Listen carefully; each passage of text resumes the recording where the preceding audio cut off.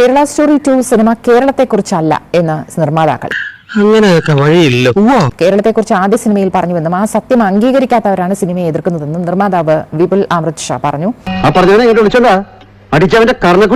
ഇന്ത്യയിലെ വിവിധ സംസ്ഥാനങ്ങളിൽ നിന്നുള്ള ലവ് ജിഹാദ് ഇരകൾ എന്ന് അവകാശപ്പെടുന്നവരടക്കം പങ്കെടുത്ത ദില്ലിയിലെ പ്രൊമോഷൻ പരിപാടിയിലാണ് പ്രതികരണം.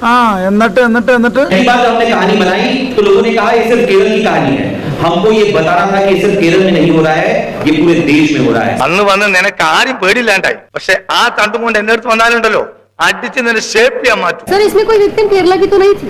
यहाँ हम लेके नहीं आए क्योंकि पिछली बार हम विपुल जी ने बताया कि पिछली बार हमने 25 विक्टिम्स को केरला से लेके आए. इसकी वजह से इस बार नहीं लेके आए. എന്റെ തലയ്ക്ക് വല്ല അസുഖമുണ്ടോ? ഇല്ല. പിന്നെ എന്താ ഇതിന്റെ അർത്ഥം? സാർ ആധുനികമേ പബ്ലിഷ് ചെയ്യൂ എന്ന് പറഞ്ഞതുകൊണ്ട് സ്വപ്പ കഞ്ചാവ് അടിച്ചുകൊണ്ട് എഴുതിയതാ. കഴിഞ്ഞ തവണ പറഞ്ഞ അതേ ബോംബ് കഥ തന്നെ, സ്റ്റൈല് മാറിയപ്പോ ഇങ്ങനെ ആയിപ്പോയി.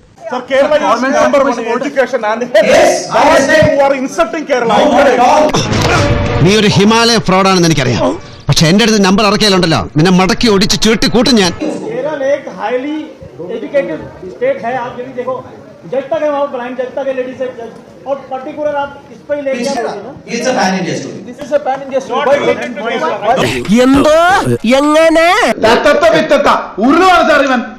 കേരള സ്റ്റോറി 2 ഗോസ് ബിയോണ്ട് എന്ന പേരിൽ പുറത്തിറങ്ങുന്ന ചിത്രത്തിന് കേരളവുമായി നേരിട്ട് ബന്ധമില്ലെന്നാണ് സംവിധായകനും നിർമ്മാതാവും പറയുന്നത്. അതൊന്നും എനിക്കറിയാൻ മേല. ഇങ്ങനെ എന്തെങ്കിലുമൊക്കെ പറയുമ്പോഴേ എന്റെ മനസ്സിനൊരു സന്തോഷം ഉണ്ടാവുള്ളൂ. ഞാൻ എന്റെ സന്തോഷം നോക്കിയാൽ പോരെ. എനിക്ക് എന്തായാലും നഷ്ടപ്പെടാനൊന്നുമില്ല. പോയി തൂങ്ങിച്ചവിടാ. അതാ അന്തസ്സുള്ളവൻ ചെയ്യേണ്ടത്. കേരളത്തിലെ ലവ് ജിഹാദ് ഇരകളെ കുറിച്ചായിരുന്നു ആദ്യ സിനിമ. കേരളത്തിലെ ഇരകളെ കുറിച്ചുള്ള തെളിവുകൾ യൂട്യൂബിലുണ്ടെന്നും രണ്ടാം സിനിമ ഇന്ത്യയിലാകെയുള്ള സമാന അനുഭവം പറയുന്നതാണെന്നും നിർമ്മാതാവ് വാദിക്കുന്നു. ദാസാ ഈ ചെക്കന്റെ സംസാരം എനിക്ക് തീരെ പിടിക്കില്ല കേട്ടോ. എന്റെ കയ്യിൽ അവനെ കിട്ടിയേ ഞാൻ അവനെ അരിഞ്ഞു മുളകിട്ട് അങ്ങനെ തിന്നിടോ. കഷ്ടായി പോയി. വെടിവെച്ച് കൊല്ലണപ്പ അതിനെ.